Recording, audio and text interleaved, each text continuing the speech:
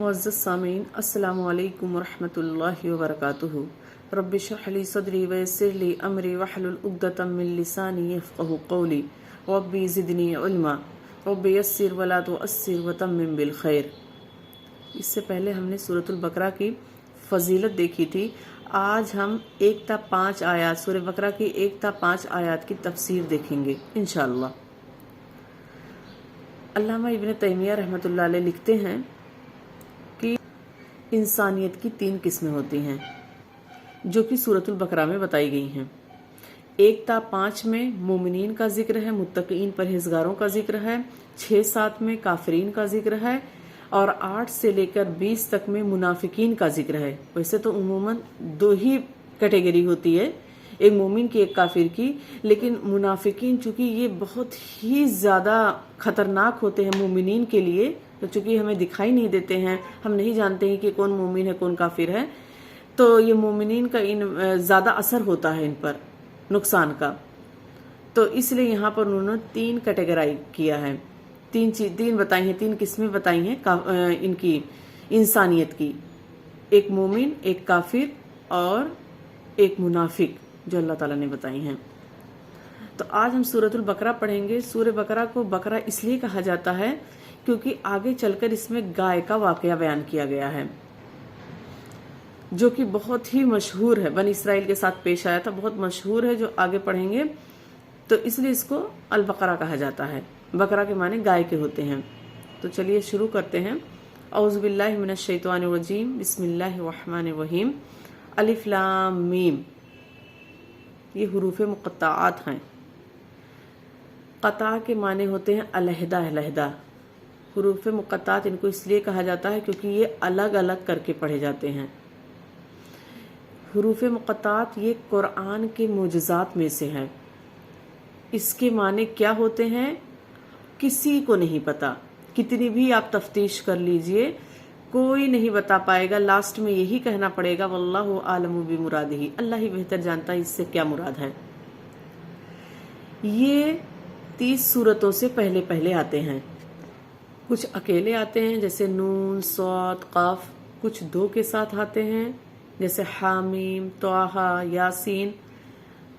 कुछ जो हैं वो 3 के साथ आते हैं जैसे अलिफ लाम मीम, और कुछ 5 के साथ आते हैं जैसे काफ, हा, या, आइन, स्वाद।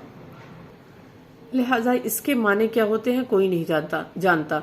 हाँ, अलबत्ता तिरमिजी की हदीस है कि अल्लाह के रसूल सल्लल्लाहु अलैहि वसल्लम ने फरमाया कि जिसने अल्लाह की किताब में से एक हर्फ भी पढ़ा तो उसको 1 नेकी मिलेगी। 1 नेकी का अज्र 10 गुना है। और मैं ये नहीं कहता कि अलिफ लाम मीम 1 हर्फ है, बल्कि अलिफ 1 हर्फ, लाम 1 हर्फ और मीम 1 हर्फ है। इससे क्या पता चला कि हम जो हैं वो अलिफ लाम मीम ही पढ़ेंगे, अलम नहीं पढ़ सकते इसको। आगे अल्लाह ताला क्या फरमाते हैं, दालिकल किताबु ला रैब फीह, ये एक ऐसी किताब है जिसमें जर्रा बराबर भी कोई शक नहीं है। यानी इस किताब के मुनज़्ज़ल मिनल्लाह होने में जर्रा बराबर भी कोई शक नहीं है। सूरह सजदा में अल्लाह ताला फरमाते हैं तंज़ीलुल किताबि ला रैब फीह मिन रब्बिल आलमीन, कि ये रब्बुल आलमीन की जानिब से नाजिल की गई है, इसमें जर्रा बराबर भी कोई शक नहीं है। यानी इसमें जो वाक़यात बताए गए हैं, नसीहतें हैं, अलामात हैं, पिछले नबियों के कौमों के वाक़यात, उनके हलाकत शुदा बस्तियों के हालात, आने वाले वाक़यात के बारे में जो बताया गया है वो मिन और अन सब कुछ सही है। हमारा इस पर ईमान होता है कि वो जो कुछ भी बताया गया है सब का सब सही है। अगर कोई किताब शुरू हो और उससे पहले मुसन्निफ शुरू में ही बता दे कि ये ए कारी, ये जो किताब तुम पढ़ रहे हो इसमें जर्रा बराबर भी कोई शक नहीं है, तो पढ़ने वाला भी सुकून से किताब को पढ़ेगा कि इसमें हम अगर किसी चीज पर अमल करना चाहेंगे तो इसमें शक है ही नहीं, तो हम आराम से इस पर अमल कर सकते हैं। लिहाजा यहाँ पर अल्लाह ताला अपने पढ़ने वालों से फरमाते हैं कि ए कारी, ए पढ़ने वाले लोगों, ए कुरान की तिलावत करने वाले लोगों, जो तुम पढ़ने जा रहे हो इसमें जितनी भी चीजें बताई गई हैं सब की सब सच हैं, सब हकीकत हैं। बस तुम पढ़ते जाओ और अमल करते जाओ। ये यहूद और नसारा की तरह की किताबों की तरह नहीं है, न ही अदियान बातिल की तरह है कि उन्हें पता ही नहीं है कि कौन सी चीज हमारी सच है, कौन सी किताब में बताई गई चीज तहरीफ शुदा है। نہیں پتا انہیں. لیکن قرآن ایک ایسی کتاب ہے کہ جس میں ذرہ برابر بھی کوئی شک نہیں ہے. سورہ ہجر آیت نمبر 9 میں اللہ تعالیٰ فرماتے ہیں کہ اِنَّا نَحْنُ نَزَّلْنَا الذِّكْرَ وَإِنَّا لَهُ لَحَافِظُونَ. یہ ذکر جو ہم نے نازل کیا ہے اِنَّا لَهُ لَحَافِظُونَ، اس کے محافظ ہم خود ہی ہیں، یعنی اس کی حفاظت کی ذمہ داری اللہ تعالیٰ نے از خود لے لی ہے، اس لیے اس میں ذرہ برابر بھی کوئی شک نہیں ہے. اس کے بعد اللہ تعالیٰ فرماتے ہیں ہدی للمتقین، اس میں متقین کے لیے ہدایت ہے. تقوی کیا چیز ہے؟ تقوی دل کی کیفیت کا نام ہے. اللہ کے رسول نے فرمایا التقوی ہا ہنا، تقوی یہاں ہے. کس کے اندر کتنا تقوی یہ صرف اللہ کو معلوم ہے. اللہ ہی بہتر جانتا ہے کہ کس کا تقوی کتنا ہے، کیونکہ ہم ظاہر کے مکلف ہیں، باطن نہیں جانتے ہیں. لہٰذا اب یہ کوئی انسان سوچے تقوی ہمارے پاس آئے گا پھر ہم اس کو اختیار کریں گے، تو ایسا بالکل بھی نہیں ہے. تقوی حاصل کرنے کے لیے ہمیں کوشش کرنی پڑے گی، ہمیں لگن دکھانا پڑے گا، تو پھر اللہ کی مدد آئے گی، اللہ تعالیٰ ہماری مدد کریں گے، اور پھر اس کے بعد ہم متقی پرہیزگار ہو جائیں گے. تو ہمیں پہلے کوشش کرنی پڑے گی، جیسے حضرت سلمان فارسی رضی اللہ عنہ نے کیا. یہ صحابی رسول ہیں. پہلے یہ آتش پرست تھے، یہ آگ کی پوجا کیا کرتے تھے. پھر اس کے بعد انہوں نے اس کو چھوڑ کر یہودیت اپنائی، پھر اس کو بھی چھوڑ کر عیسائیت اپنائی. پھر اس کے بعد ان کو پتہ چلا ایک نبی آئے ہیں اور ایسی سی باتیں بتا رہے ہیں. پھر انہوں نے عیسائیت چھوڑ کے اسلام میں آنے کے لیے پہلے اسلام کو سیکھا، پھر اس کے بعد انہوں نے اسلام کو اپنایا اور وہ صحابی رسول ہو گئے. تو یہ اتنی ساری کوشش کرنی پڑتی ہے، اتنی محنت کرنی پڑتی ہے، تب کہیں جا کر تقوی ملتا ہے ہمیں. اور یاد رکھیے کہ تقوی ہدایت جو ہے وہ صرف اور صرف اللہ کی کتاب میں ہے، اس کے علاوہ کسی بھی کتاب میں ہدایت نہیں ہے. آج ہم ادھر ادھر کامیابی تلاش کرنے کے لیے ادھر ادھر کی کتابیں ٹٹولتے ہیں، ادھر ادھر جا کر ہم اپنی کامیابی حاصل کرنے کی کوشش کرتے ہیں، ان سے چیزیں مانگتے ہیں، جبکہ اللہ تعالیٰ نے ہدایت جو ہے وہ قرآن میں مضمر کر دیا ہے. قرآن میں ہی ہدایت کا راز پوشیدہ ہے. جو بھی شخص قرآن کو مضبوطی سے پکڑ لے گا تو اللہ تعالیٰ اس کو عروج عطا کریں گے دنیا میں، اور آخرت میں انشاءاللہ جنت الفردوس اس کا مقدر ہوگا. لیکن جو قرآن کو چھوڑ دے گا، قرآن کو نہیں تھامے گا، تو دنیا میں تو ذلیل و خوار ہوگا ہی ہوگا، آخرت بھی اس کے ہاتھوں سے نکل جائے گی. کیونکہ ہدایت صرف اور صرف قرآن میں ہے. کامیابی کا راز قرآن میں پوشیدہ ہے اور کہیں نہیں ہے. علامہ اقبال نے کیا خوب کہا ہے، وہ زمانے میں معزز تھے مسلمان ہو کر، اور تم خوار ہوئے تارک قرآن ہو کر. آج قرآن ہمارے پاس ہے لیکن ہم اسے مستفید نہ ہو کر ادھر ادھر کامیابی تلاش کرتے ہیں، تو یہ بڑے افسوس کی بات ہے. اللہ تعالیٰ فرماتے ہیں ہدی للمتقین، متقیوں کے لیے اس میں ہدایت ہے. قرآن کا ایک اسلوب ہے، قرآن کا ایک طریقہ ہے کہ جب جنت کا ذکر کرتا ہے تو جنتیوں کی صفت بتاتا ہے، جب جہنم کا ذکر کرتا ہے تو جہنمیوں کی صفت بتاتا ہے، جب متقین کا ذکر کرتا ہے تو متقین کی خوبیاں بتاتا ہے، اور جب کافرین کا ذکر کرتا ہے، جہنم کا ذکر کرتا ہے، تو اس میں کافرین کی خوبیاں، برائیاں بتاتا ہے. یہ خوبی ہمیشہ کے لیے ہوتی ہے، ایسا نہیں ہے کہ عارضی ہے، ابھی ہے بعد میں نہیں رہے گی. یہ ہمیشہ رہتی ہے، پرماننٹلی ہوتی ہے یہ. تو اللہ تعالیٰ فرماتے ہیں ہدی للمتقین، متقیوں کے لیے اس میں ہدایت ہے. متقی کون سے لوگ ہیں؟ الذین یؤمنون بالغیب، جو غیب کی چیزوں پر ایمان لاتے ہیں، جیسے ذات باری تعالیٰ، اللہ تعالیٰ کی ذات، جنت جہنم، فرشتے، جن جو کہ وہ بھی دکھائی نہیں دیتے ہیں، اس کے علاوہ عذاب قبر، حشر، ان چیزوں پر وہ ایمان لے کر آتے ہیں، ان کا یقین ہوتا ہے. تو یہ متقی کی پہلی کوالٹی بتائی گئی، پہلی صفت، پہلی خوبی بتائی گئی کہ وہ غیب پر ایمان لاتے ہیں. دوسرا کیا کرتے ہیں؟ وَيُقِيمُونَ الصَّلَاةَ، نماز قائم کرتے ہیں. نماز قائم کرنے کا مطلب کیا ہے کہ نماز کو اس کے وقت پر ادا کرتے ہیں، نماز با جماعت پڑھتے ہیں اور سنت کے مطابق پڑھتے ہیں. کیونکہ نماز ہی ایک ایسی عبادت ہے جو اللہ تعالیٰ نے نبی کریم صلی اللہ علیہ وسلم کو بلا کر دی، اور جتنی بھی عبادتیں ہیں سب دنیا میں بھیج دی، لیکن نماز کو اللہ کے رسول کو بلا کر دی. جتنی بھی عبادتیں ہیں ان کا چاند سے تعلق ہے، اور نماز کا تعلق سورج سے ہے.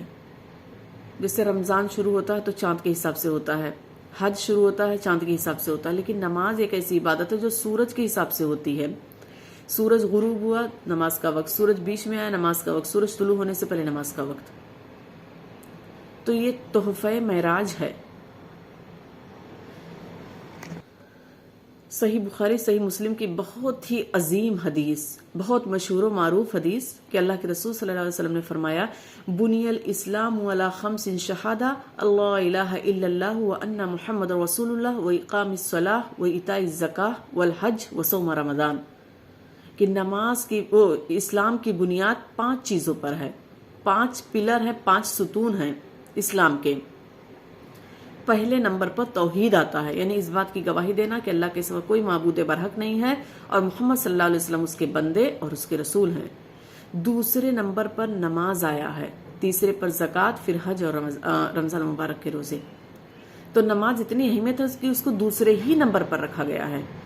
اور آج ہم نماز کو ہی ایک دم دھڑلے سے چھوڑ دیتے ہیں. ہم بازار گئے تو نماز نہیں پڑھے، بعد میں گھر جا کر پڑھ لیں گے. ہم سفر میں ہیں تو نماز چھوڑ دیتے ہیں. ہم گھر میں ہیں تو نماز چھوڑ دیتے ہیں. اگر کوئی مہمان آ گیا بہت زیادہ مصروف ہے کام میں تو نماز بعد میں پڑھ لیں گے، چلو دوسری نماز کے ساتھ پڑھ لیں گے. یا پھر بچے نے کپڑا خراب کر دیا تب بھی ہم نماز چھوڑ دیتے ہیں. یعنی ایک دم آسانی سے نماز چھوڑ دیتے ہیں، جبکہ نماز کا ذکر قرآن میں 150 مرتبہ آیا ہے.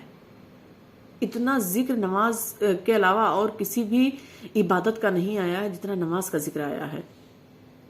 لیکن نماز کو ہم بالکل ہلکے میں لیتے ہیں. اللہ کے رسول صلی اللہ علیہ وسلم جب معراج گئے تو آپ نے جنت جہنم بھی دیکھا. تو آپ جب جہنم دیکھنے کے لیے گئے تو آپ نے دیکھا کہ ایک شخص ہے، اس کا سر پتھر سے فرشتے کچل کچل کر بالکل قیمہ بنا دیتے ہیں.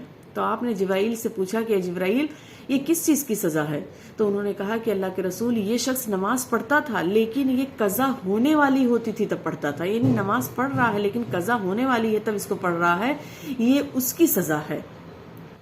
جبکہ ہم سورہ مومنون اٹھا کر دیکھیں، اس میں پہلا ہی بتایا گیا قد افلح المومنون کہ مومنین فلاح پا گئے. پھر اس کے بعد ان کی خوبیاں بتائی گئی ہیں کہ کون کون سے مومنین ہیں.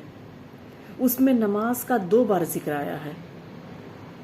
کیا خوبیاں بتائی گئی کہ مومنین فلاح پا گئے؟ کون سے مومنین؟ وہ لوگ جو اپنی نماز میں خشوع کرتے ہیں، نماز کو خشوع اور خضوع کے ساتھ پڑھتے ہیں، نماز میں کھلواڑ نہیں کرتے ہیں، جیسے ہم اپنے کپڑوں سے کھیلنے لگے یا پھر کسی اور چیز سے کرنے لگے، تو وہ ایسا نہیں کرتے ہیں. نماز میں خشوع اختیار کرتے ہیں اور لغو باتوں سے پرہیز کرتے ہیں، بیہودہ کلام سے پرہیز کرتے ہیں، زکوٰۃ دیتے ہیں، اپنے فروج کی حفاظت کرتے ہیں، وعدہ کیا جاتا ہے تو اس کو پورا کرتے ہیں، اپنے جو عہد کرتے ہیں اس کا بھی پاس و لحاظ کرتے ہیں. اور پھر بتایا گیا کہ والذین هم علی صلاتهم یحافظون، کہ وہ اپنے نمازوں کی حفاظت کرتے ہیں. یعنی 2 بار نماز کا ذکر آیا. پھر اس کے بعد ان کو سرٹیفکیٹ اللہ تعالیٰ نے دیا کہ اولئک هم الوارثون، یہی لوگ وارث ہیں. الذین یرثون الفردوس، جنت الفردوس کے وارث ہوں گے. ہم فیہا خالدون، اس میں ہمیشہ رہیں گے. اس میں نماز 2 بار بتائی گئی. اور نماز کو ہم آرام سے چھوڑ دیتے ہیں، ہمیں ذرہ برابر بھی ڈر خوف نہیں رہتا ہے. جبکہ مومن کی دوسری ہی صفت غیب پر ایمان لانے کے بعد نماز قائم کرنا ہے. وہ نماز کسی بھی حالت میں نہیں چھوڑتے ہیں، کیونکہ نماز چھوڑنا ہی نہیں ہے کسی بھی حالت میں. چاہے وہ انسان بالکل مرض الموت میں ہو، اگر وہ ہوش و حواس میں ہے تو وہ نماز اس کے اوپر فرض ہے، اس کو واجب ہے، اس کو ادا کرنا ہے، چاہے وہ کیسے بھی کر کے کرے. اتنی سہولت اسلام نے دی ہے کہ آپ نماز کھڑے ہو کر پڑھے اگر طاقت آپ کے اندر ہے. اگر نہیں طاقت ہے کھڑے ہو کر پڑھنے کی تو بیٹھ کر پڑھو، بیٹھ کر بھی نہیں ہے تو لیٹ کر پڑھو، لیٹ کر بھی نہیں ہے تو اشارے سے نماز پڑھو، لیکن نماز نہیں چھوڑنا ہے. اور آج ہم دیکھتے ہیں کہ نماز آرام سے لوگ چھوڑ دیتے ہیں اور اپنا نام عبداللہ عبد الرحمن بتاتے ہیں. تو یہ کیسے مسلمان ہیں ہم؟ اور جو جنت الفردوس کا وارث ہوگا، یعنی مومنین جنت الفردوس کے وارث ہوں گے، اس کے متعلق صحیح بخاری کی حدیث ہے کہ اللہ کے رسول صلی اللہ علیہ وسلم نے فرمایا کہ جب بھی تم دعا مانگو اللہ تعالیٰ سے تو جنت الفردوس کی دعا مانگو، کیونکہ یہ جنت کا درمیانہ اور اعلیٰ حصہ ہے اور یہیں سے جنت کی نہریں نکلتی ہیں. پھر اللہ تعالیٰ نے کیا فرمایا؟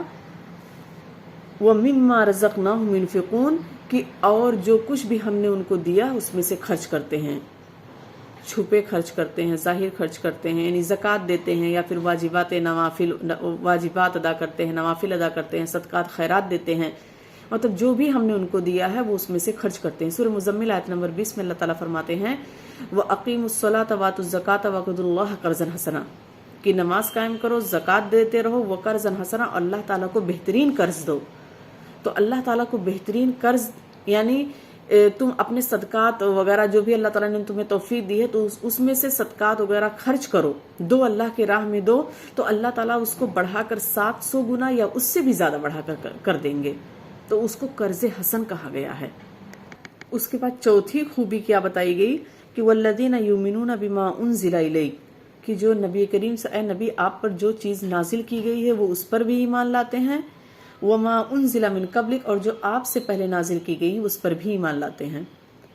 یعنی مومنین کی صفت ہے کہ وہ ایمان لے کر آتے ہیں جو نبی پر نازل کی گئی، محمد صلی اللہ علیہ وسلم پر نازل کی گئی، یعنی قرآن پر ایمان لاتے ہیں۔ قرآن پر ایمان لانا نبیوں پر ایمان لانا ہے۔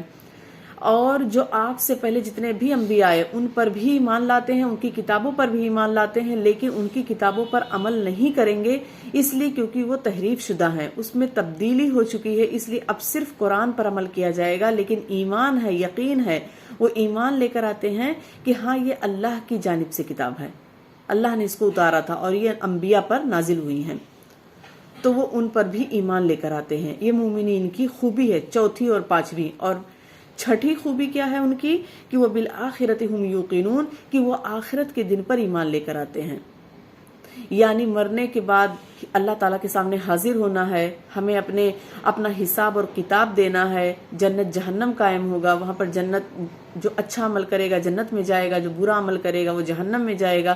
ان سب چیزوں پر ان کا یقین ہوتا ہے، وہ اس پر یقین کرتے ہیں، یقین رہتا ہے ان کا۔ تو پھر اللہ تعالیٰ نے اب کیا فرمایا اولئک علی ھدی من ربہم، تو ایسے ہی لوگ اپنے رب کی جانب سے ہدایت پر ہیں۔ یعنی وہ لوگ جن کے اندر یہ کوالٹی پائی گئی، یہ خوبیاں پائی گئی، پہلی کیا چیز کہ وہ غیب پر ایمان لاتے ہیں، دوسرا نماز قائم کرتے ہیں، تیسرا جو بھی اللہ تعالیٰ نے ان کو دیا اس میں سے خرچ کرتے ہیں، چوتھی خوبی کیا ہے کہ محمد صلی اللہ علیہ وسلم پر جو بھی چیز کتاب نازل کی گئی اس پر ایمان، پہلے انبیاءوں کی کتب پر ایمان، انبیاء پر ایمان، اور چھٹی کیا چیز ہے کہ وہ آخرت پر بھی یقین کرتے ہیں، رکھتے ہیں۔ تو یہی لوگ جو ہیں وہ اللہ کے نزدیک، تمہارے رب کے نزدیک یہی لوگ کامیاب ہیں۔ سورہ بینہ میں مومنین کی خوبی کیا بتائی گئی؟ آیت نمبر 7 اور 8 میں اللہ تعالیٰ نے کیا فرمایا کہ جو لوگ ایمان لائے، اور ایمان کے ساتھ شرط ہے نیک عمل، جو لوگ ایمان لائے اور نیک عمل کیے تو اولئک ہم خیر البریہ، وہ بہترین مخلوق ہیں۔ جزاؤہم عند ربہم، ان کے رب کی جانب سے ان کو بدلہ ہے، جنات، کس چیز کا ایسا بدلہ ہے؟ جنات عدن، ایک ایسی جنت کا بدلہ ہے، تجری من تحتها الانہار، جس کے نیچے نہریں بہ رہی ہوں گی، خالدین فیہا ابدا، ابدا مطلب وہ ہمیشہ اس میں رہیں گے، رضی اللہ عنہم ورضوا عنہ، اللہ ان سے راضی ہوا اور وہ اللہ سے راضی ہوئے۔ ذالک لمن خشی ربہ، یہ ہر اس شخص کے لیے ہے جو اپنے رب سے ڈرے۔ تو متقین کیا کرتے ہیں، مومنین کیا کرتے ہیں؟ وہ اللہ تعالیٰ سے ڈرتے ہیں۔ تو یہ ان کی خوبی بتائی گئی اور ان کو ان کا آخرت کا مقام بتایا گیا۔ اسی طریقے سے متقین سے وعدہ کیا گیا ہے ایسی جنت کا، سورہ محمد آیت نمبر 15 میں متقین سے وعدہ کیا گیا ایسی جنت کا۔ اس جنت کی خوبی اللہ تعالیٰ نے کتنے خوبصورت انداز میں بیان فرمائی ہے کہ اللہ تعالیٰ نے فرمایا جنت کی صفت جس کا پرہیزگاروں سے وعدہ کیا گیا ہے یہ ہے کہ اس میں پانی کی نہریں ہیں جو بدبو کرنے والا نہیں ہے، یعنی جنت میں پانی کی نہریں ہوں گی، اس میں بدبو نہیں ہوگی، کیونکہ عام طور پر جو پانی رکھا جاتا ہے کچھ مہینوں سالوں کے بعد اس میں بدبو آنے لگتی ہے، لیکن جنت کے پانی کی خوبی یہ ہے کہ اس میں بدبو نہیں ہے۔ دوسری نہر کون ہے؟ وہ دودھ کی نہریں ہیں جن کا مزہ نہیں بدلتا، ایک تو وہ بھینس اور گائے کے تھن سے نہیں نکلتا ہے، اور دوسرا یہ کہ وہ جنت کی نہروں سے نکلتا ہے، وہ نہریں ہیں اس کی دودھ کی، تو اس کا مزہ نہیں بدلتا۔ عموماً کیا ہوتا ہے کہ دودھ باہر رکھا رہے یا پھر کچھ ہو جائے اس میں تو کچھ چیزیں چلی جائیں تو وہ کیا ہوتا ہے، پھٹ جاتا ہے، خراب ہو جاتا ہے، لیکن جنت کے دودھ کی ایسی کوئی خرابی نہیں ہے۔ تیسری کیا چیز ہے کہ وہ شراب کی نہریں ہیں جن میں پینے والوں کے لیے بڑی لذت ہے، یعنی جنت کی شراب دیکھنے میں حسین، ذائقے میں اعلیٰ اور نہایت خوشبودار ہوگی، یعنی اس کو پینے کے بعد انسان کی عقل مفقود نہیں ہوگی، وہ بہکے گا نہیں، وہ اول فول نہیں بکے گا، جیسا کہ عموماً دنیا کی شراب پینے سے کیا ہوتا ہے کہ انسان اپنے حواس میں نہیں رہتا ہے، لیکن جنت کی شراب ایسی نہیں ہوگی۔ اور چوتھی نہر کیا بتائی گئی ہے؟ شہد کی نہر ہے، جو بالکل صاف اور شفاف ہوگی۔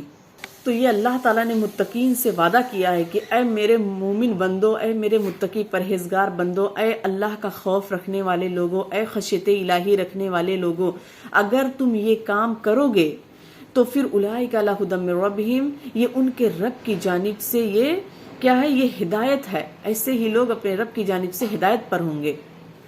وَأُولَٰئِکَ هُمُ الْمُفْلِحُونَ، اور ایسے ہی لوگ فلاح پانے والے ہوں۔ کامیابی ایسے ہی لوگوں کے مقدر میں آتی ہے جن کے اندر یہ کوالٹی پائی جاتی ہے، جن کے اندر یہ خصوصیات، یہ خوبی پائی جاتی ہے، وہی لوگ اصل میں کامیاب ہیں۔ اب ہم موازنہ کریں کہ کیا ہمارے اندر یہ صفات پائی جاتی ہیں؟ اگر پائی جاتی ہیں تو بہت اچھی بات ہے، اور اگر نہیں پائی جاتی ہیں تو یہ صفات پیدا کرنا ہمارے لیے بہت ضروری ہے، کیونکہ قرآن نے بتا دیا کہ مومن کی صفت یہ ہے، متقی کی صفت یہ ہے۔ اب ہمیں اسی پر ہی عمل کرنا، ہمارے اندر یہی کوالٹی آنی چاہیے تاکہ ہم بھی جنت الفردوس کے وارث ہو جائیں۔ وہ جنت الفردوس کی جس کی دعا مانگنے کی اللہ کے رسول نے تلقین فرمائی ہے۔ لہٰذا اللہ تعالیٰ سے دعا ہے کہ اللہ تعالیٰ ہمیں متقین میں شامل کر لے، ہمارے اندر یہ ساری خوبیاں آ جائیں جو ایک متقی، ایک مومن کے اندر خوبیاں پائی جاتی ہیں۔ اللہ تعالیٰ ہمارے اندر بھی وہ خوبیاں ڈال دے۔ آخر میں اللہ تعالیٰ سے دعا ہے کہ اللہ تعالیٰ ہماری دعاؤں کو قبول کر لے، ہمیں متقین میں شامل کر لے تاکہ جنت الفردوس ہمارا مقدر بن جائے۔ وآخر دعوانا الحمد للہ رب العالمین، والسلام علیکم ورحمۃ اللہ وبرکاتہ۔